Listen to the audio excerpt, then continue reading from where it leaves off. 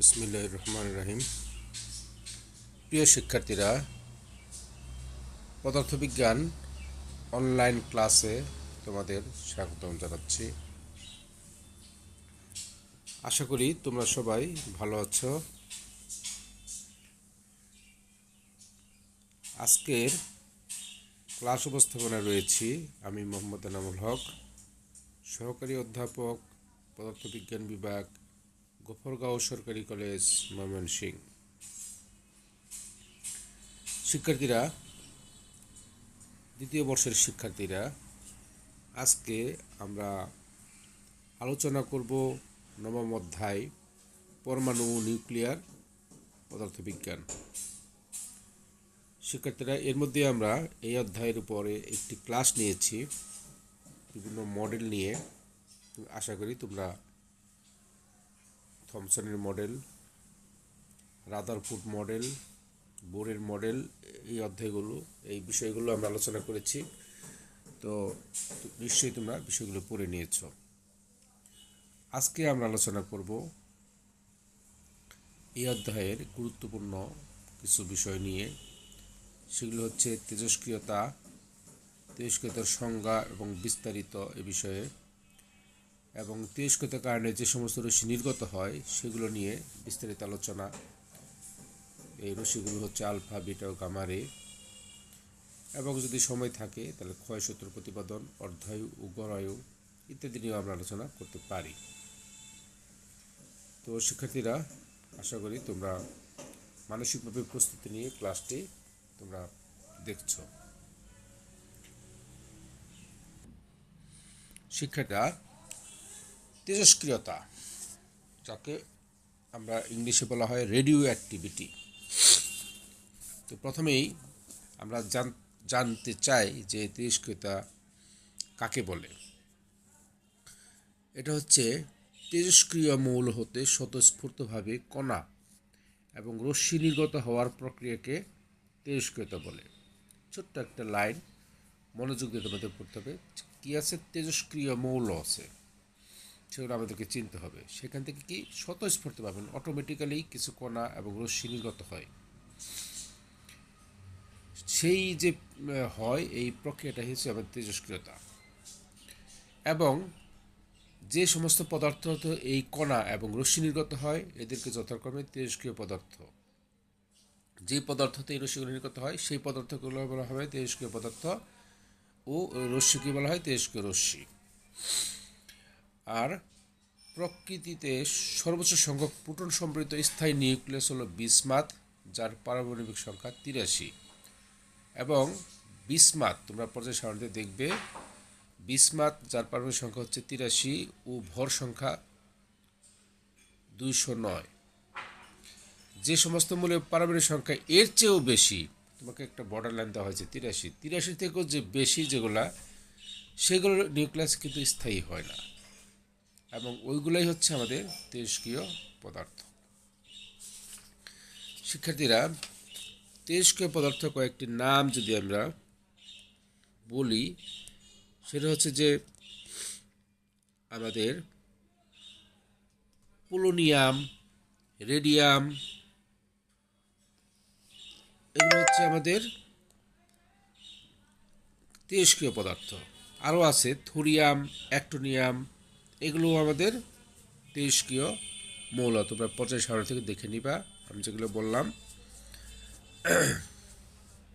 এখন এই তেজস্ক্রিয়তা একটা স্বতঃস্ফূর্ত ঘটনা। তোমাকে বুঝতে হবে, স্বতঃস্ফূর্ত ঘটনা, উদ্দেশ্যবিহীন অবিরাম প্রক্রিয়া, যা তাপ, চাপ, তড়িৎ বা চৌম্বক ক্ষেত্র দ্বারা প্রভাবিত হয় না। কোনো কিছুই এটাকে আটকাতে পারে না। অটোমেটিক কিছু কারণে, অটোমেটিক ন্যাচারাল কারণে এই ঘটনাটা ঘটে থাকে। এবং তাপ দিবা, চাপ দিবা বা তড়িৎ চৌম্বক ক্ষেত্র দ্বারা এর উপরে অ্যাপ্লাই করবা, কিন্তু তাতে কোনো এর উপরে কমবেও না, বাড়বেও না, এটা তার নিজস্ব গতিতেই থাকবে। তাহলে শিক্ষার্থীরা, এই তেজস্ক্রিয়তার একক রয়েছে। তেজস্ক্রিয়তা বলতে দুটি একক রয়েছে। সেগুলো কি আমরা জানব। 1 নাম্বার কুরি, 2 নাম্বার বেকুরেল। তাহলে কুরি কাকে বলে সেটা আমরা 1 নাম্বার বুঝে নেই। প্রতি সেকেন্ডে 3.7 ইন্টু 10 সংখ্যক পরমাণুর ভাঙ্গনকে 1 কুড়ি বলা হয়। মনে থাকবে তো? অথবা কোনো বস্তুর প্রতি সেকেন্ডে 3.7 ইন্টু 10 পরমাণু বিয়োজিত হলে ওই বস্তুর তেজস্ক্রিয়তা 1 কুড়ি হবে। 1 কুড়ি সংক্ষেপে সিআই দিয়ে প্রকাশ করা হয়, সমান সমান 3.7 ইন্টু 10 বিউজন পার সেকেন্ড। কি হয়? মৌলগুলো ভাঙে, এই তেজস্ক্রিয় পদার্থগুলো কি ওখান থেকে আলফা বিটা গামা রে বের হয়ে যায়। বের হওয়ার কারণে কি হবে? ওখানে এই যে বিয়োজিত হওয়া, হ্যাঁ, রেগুলার বিয়োজিত চলে যায়, তখন এটাই হচ্ছে আমাদের কুড়ি। তো এই এককটি খুব বড় হয়, মিলি কুড়ি এবং মাইক্রো কুড়ি একক ব্যবহার করা হয়। আর 2 নাম্বার বলবো, তেজস্ক্রিয়তার এসআই একক হলো বেকুরেল। তুমি দেখতে পাচ্ছ 2 নাম্বারটা, তেজস্ক্রিয়তার এসআই একক হলো বেকুরেল, যাকে বিকিউ দ্বারা প্রকাশ করা হয়। কোনো বস্তুর প্রতি সেকেন্ডে একটি পরমাণুর ভাঙনকে 1 বেকুরেল বলে, আর 1 বেকুরেল হচ্ছে 1 বিউজন পার সেকেন্ড। তোমরা বিষয়গুলো ভালো করে পড়ে নিবা, এগুলো আমাদের খুব ইম্পর্টেন্ট।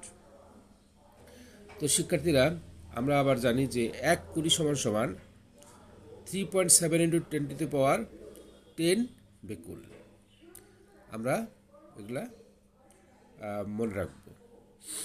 এখন দেখো, তেজস্ক্রিয়তা আবার কি হয়, প্রকারভেদ আছে। তেজস্ক্রিয় পদার্থ সাধারণত 2 ধরনের, একটি হচ্ছে প্রাকৃতিক তেজস্ক্রিয় পদার্থ, আর 2 নম্বর হচ্ছে কৃত্রিম তেজস্ক্রিয় পদার্থ। তো প্রাকৃতিক তেজস্ক্রিয় পদার্থ কাকে বলা হয়? কোনো প্রাকৃতিক পদার্থ হতে স্বতঃস্ফূর্তভাবে তেজস্ক্রিয় রশ্মি নির্গমনের ঘটনা ঘটলে সেসব পদার্থকে প্রাকৃতিক তেজস্ক্রিয় পদার্থ বলে। যেমন প্রাকৃতিক, যেগুলো প্রকৃতিতে পাওয়া যায়, যেমন ইউরেনিয়াম, তোমরা দেখতে পাচ্ছ, যার প্রোটন সংখ্যা 92 আর ভর সংখ্যা 235। রেডিয়াম, যার প্রোটন সংখ্যা 88, ভর সংখ্যা 226। থুরিয়াম টিএইচ দ্বারা প্রকাশ করা হয়, 90 হচ্ছে তার প্রোটন সংখ্যা এবং ভর সংখ্যা হচ্ছে 232। প্রভৃতি মৌল হতে যে তেজস্ক্রিয় ঘটে তা প্রাকৃতিক তেজস্ক্রিয়তা। এসব মৌলের পারমাণবিক সংখ্যা 82-র চেয়ে বেশি, যেটা তুমি কিছুক্ষণ আগে বলেছি। এখন দেখো 2 নম্বরটা হচ্ছে কি, কৃত্রিম তেজস্ক্রিয় পদার্থ। কোনো মৌলকে কৃত্রিম উপায়ে তেজস্ক্রিয় মৌলে পরিণত করলে সেসব মৌলকে কৃত্রিম তেজস্ক্রিয় বলা হয়। কি? কৃত্রিম উপায়ে তৈরি করা হয়, এবং এগুলোকে বলা হয় কৃত্রিম তেজস্ক্রিয় পদার্থ। কোনো মৌলকে নিউক্লিয় বিক্রিয়ার মাধ্যমে বাইরে থেকে উচ্চ বেগ সম্পন্ন কোনো কণা দ্বারা আঘাত করলে সেটি তেজস্ক্রিয় মৌলে পরিণত হয়। এদেরকে কৃত্রিম তেজস্ক্রিয় মৌল বা রেডিও আইসোটোপ এদেরকে বলা হয়। যেমন কার্বন বা অক্সিজেন, 6 কার্বনের জানো তোমরা প্রোটন সংখ্যা 6 এবং ভর সংখ্যা 14, অক্সিজেন প্রোটন সংখ্যা 8 এবং ভর সংখ্যা 7 ইত্যাদিকে আমরা করতে পারি। শিক্ষার্থীরা, আমরা জানি যে তেজস্ক্রিয় রশ্মি যে বের হয়, বিভিন্ন পরীক্ষার মাধ্যমে বিজ্ঞানীরা 3 রকম তেজস্ক্রিয় কণা ও রশ্মি আবিষ্কার করেন। 1899 সালে রাদারফোর্ড এবং 1900 সালে ভিলার্ডের পরীক্ষা থেকে এসব কণা ও রশ্মির সন্ধান পাওয়া যায়। তেজস্ক্রিয় কণা ও রশ্মি 3 প্রকার, একটা হচ্ছে আলফা কণা, বিটা কণা এবং গামা কণা। এখন এগুলো কার বেগ বেশি, তোমরা এই ছবির সাহায্যে তুমি দেখতে পারো যে প্রথমে একটা আমাদের বাধা রয়েছে পেপার, কাগজ দ্বারা, দ্বিতীয়টা হচ্ছে প্লাস্টিকের একটা বাধা, এবং সর্বশেষে কনক্রিট বা স্টিল বা লিডের একটা বাধা। আলফা বিটার ক্ষেত্রে দেখা যায় সে পেপারকে বেদ করতে পারে না, ফলে, এবং বিটার ক্ষেত্রে দেখা যায় সে পেপার বেদ করতে পারছে কিন্তু প্লাস্টিক বেদ করতে পারে নাই। আর গামাকে দেখো যে পেপার প্লাস্টিক সব বেদ করে লিডের কাছে চলে গেছে।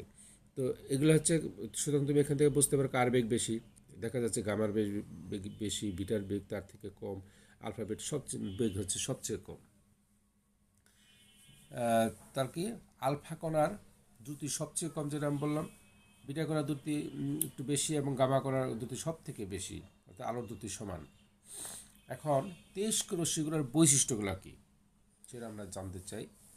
যে তেজস্ক্রিয় রশ্মি আলফা, যাতে 2টা প্রোটন এবং 2টা নিউট্রন রয়েছে, এবং এর ভর সংখ্যা 6.6 × 10⁻⁻27 কেজি, এবং আলফা কণার চার্জ হচ্ছে 3.2 × 10⁻19 কুলম্ব, এবং আয়নীয়ন ক্ষমতা অনেক বেশি। আর বিটা রশ্মি, তেজস্ক্রিয় রশ্মি, এটা হচ্ছে সাধারণত ইলেকট্রন, এবং বিটা বলতে ইলেকট্রনকে আমরা বুঝি, এবং যার ভর হচ্ছে 9.11 × 10⁻31 কেজি, এবং চার্জ হচ্ছে 1.6 × 10⁻19 কুলম্ব, এবং আলফা রশ্মির তুলনায় 100 গুণ কম এর আয়নন ক্ষমতা। এদিকে গামা রশ্মি, যার হচ্ছে এটি তড়িৎ চুম্বকীয় তরঙ্গ, এবং এর ভর হচ্ছে একদমই নাই, শূন্য, চার্জও শূন্য, এবং আলফা রশ্মির তুলনায় এটি 1000 গুণ কম। এই হচ্ছে আলফা বিটা গামা একটা কম্পারেটিভ চিত্র। অর্থাৎ আমরা আরেকটা কথা বলতে পারি যে আয়নীয়ন ক্ষমতা অনুসারে alpha is greater than beta is greater than gamma. তো বিটার ডিসইন্টিগ্রেশন ল আছে, তেজস্ক্রিয় রশ্মির বিঘটন, তোমরা এগুলো পড়ে নিতে পারো। কোনো তেজস্ক্রিয় মৌলের পরমাণু বিঘটন হলে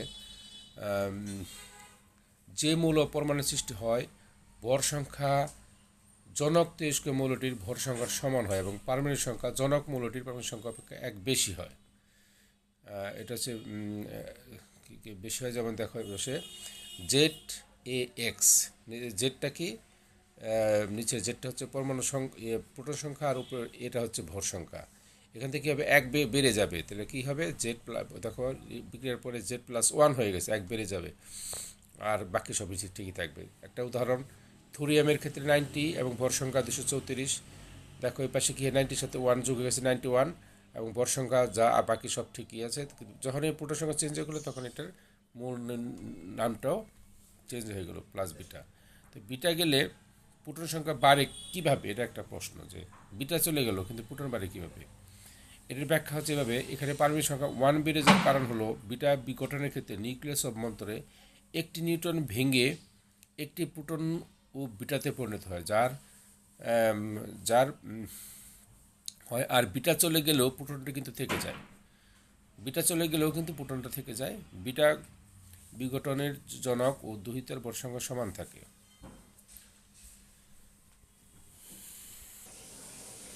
শিক্ষার্থীরা, এই পর্যায়ে আমি আরেকটি বিষয় বলবো, সেটা হচ্ছে নিউক্লিয়ার বিক্রিয়া সংক্রান্ত কিছু সমস্যা।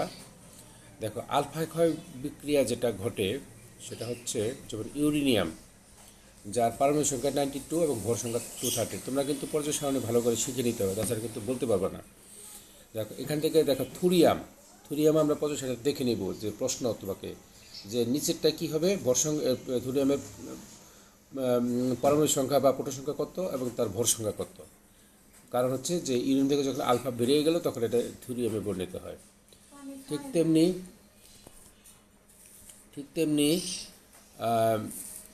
দেখো নিচেরটায় যে 53 পারমাণবিক সংখ্যা বা প্রোটন সংখ্যা, আর 131 হচ্ছে ভর সংখ্যা।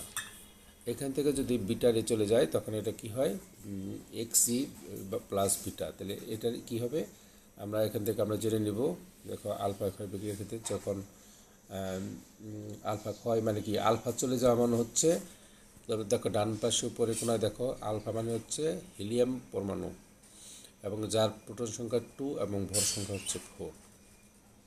তাহলে যদি এখান থেকে আলফা চলে যায়, তুমি 92 থেকে 2 মাইনাস করো, তাহলে 90 হয়ে গেল। আর থুরিয়াম হয়ে গেল। তাহলে প্রোটন সংখ্যার সাথে তো আমরা জানি যেটা বোঝায়, তাহলে এটার ভর সংখ্যা তাহলে কি কমে গেল, ওই যে হিলিয়ামের ভর সংখ্যা 4, তার মানে 38 থেকে 4 কমে গেল, 234 প্লাস আলফা হয়ে গেল। আর বিটায় কী হয়, সাধারণত যোগ হয়, আগে বলছি অ্যাডিশন হয়। যে বিটা ক্ষয় বেগে দেখো এখানে 53 সাথে একটা যোগ হয়ে 54 হয়ে গেছে, এবং ভর সংখ্যা যা ছিল তাই আছে, এবং এটা হচ্ছে আমাদের বিটা ক্ষয় বিক্রিয়া। তো শিক্ষার্থীরা, আমরা এখন দেখব যে এই পরীক্ষার মাধ্যমে দেখব যে আলফা বিটা গামা কী করে হলো। তার হেনরি বেকুলার একটি পরীক্ষা রয়েছে। তোমরা দেখছো যে হেনরি বেকুলারের ঝাপসা হয়ে যাওয়া ফটোগ্রাফিক প্লেট, এটা সেই তখনকার পরীক্ষা করার সেই ছবিটা। এখন দেখো ফটোগ্রাফি প্লেট ঝাপসা হয়ে যাওয়া মানে কি? ঝাপসা হওয়া নির্দেশ করে ইউরেনিয়াম নিউক্লিয়াস থেকে বিকিরিত হচ্ছে, ইউরেনিয়াম নিউক্লিয়াস থেকে বিকিরিত হচ্ছে। আর এই বিকিরণ ততক্ষণ পর্যন্ত চলতে থাকে যতক্ষণ পর্যন্ত না ইউরেনিয়াম নিউক্লিয়াস ভেঙে অন্য স্থায়ী নিউক্লিয়াস বিশিষ্ট পরমাণুতে পরিণত হয়, ততক্ষণ পর্যন্ত এর ভাঙ্গন চলতেই থাকবে।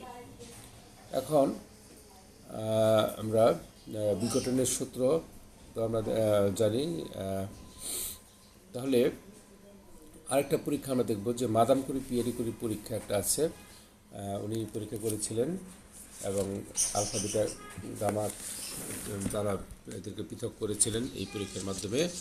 তো মেরি কুরি কী করেছিলেন যে তিনটা রশ্মির অস্তিত্ব প্রমাণ করেন। তিনি একটি সীসার ব্লকে সরু লম্বা ছিদ্র করে ওই ছিদ্রে রাখলেন রেডিয়াম গঠিত তেজস্ক্রিয় পদার্থ। ছিদ্র হতে সামান্য দূরে লম্বালম্বিভাবে একটি ফটোগ্রাফিক প্লেট রাখা হলো। দেখো একটি ফটোগ্রাফিক প্লেট একদম শেষে দেখতে পাচ্ছ, একটা ফটোগ্রাফিক প্লেট রাখা হয়েছে যাতে রশ্মি প্লেটের উপর পড়তে পারে। তারপর সমগ্র ব্যবস্থাকে আবদ্ধ করলেন একটি বায়ুনিরোধী প্রকোষ্ঠে এবং পাম্পের সাহায্যে ভিতরের বাতাস বের করে নিলেন এবং চৌম্বক ক্ষেত্র প্রয়োগ করলেন। মাঝখানে দেখা একটা চৌম্বক রাখা হয়েছে, ছবিটা দেখতে পাচ্ছ। ফটোগ্রাফিক প্লেট পরিস্ফুটিত করে পাওয়া গেল তিনটি পৃথক স্থানে তিনটি দাগ পাওয়া গেল। সেই দাগ এগুলো গবেষণা করেই আমরা পেয়ে গেলাম আলফা বিটা গামা। আমি বলছি যে চুম্বকের প্রভাবে এক জাতের রশ্মি গেল সামান্য বেঁকে, দেখো রশ্মি তিনটা ছবিতে দেখলাম, এবং অপরটি গেল উল্টো দিকে বাতাবে আরেক দিকে ফিরে প্রায় অনেক বেশি বেঁকে গেছে, এবং তৃতীয়টি মোটেই বাঁকেনি। এই যে ব্যাপারটা, এটার উপরে চৌম্বক ক্ষেত্রের অভিমুখ, কণাগুলির গতির প্রারম্ভিক অভিমুখ এবং বিচ্যুতির অভিমুখ থেকে সহজে বোঝা গেল প্রথম রশ্মিটি ধনাত্মক আলফা কণা, সেটা অল্প বাঁকছে। দ্বিতীয়টি হচ্ছে ঋণাত্মক বিটা কণা, ওই যে বিটা রে বেশি বেড়ে গেছে, এবং তৃতীয়টি হচ্ছে নিরপেক্ষ গামা রশ্মি যেটা দিক পরিবর্তন করেনি।